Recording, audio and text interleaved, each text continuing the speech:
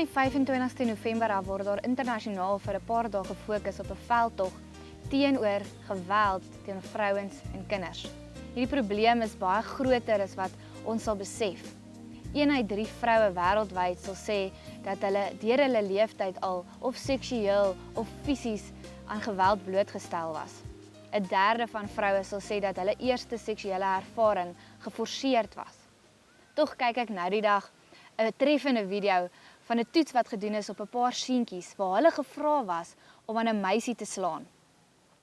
Hulle reaksie was presies wat dit veronderstel is om te wees. Nie een van hulle het dit eers oorweeg nie. Jesus het sy eie veldtog gehad teen geweld. Jesus was iemand wat 'n wêreld wou gehad het sonder gewelddadigheid.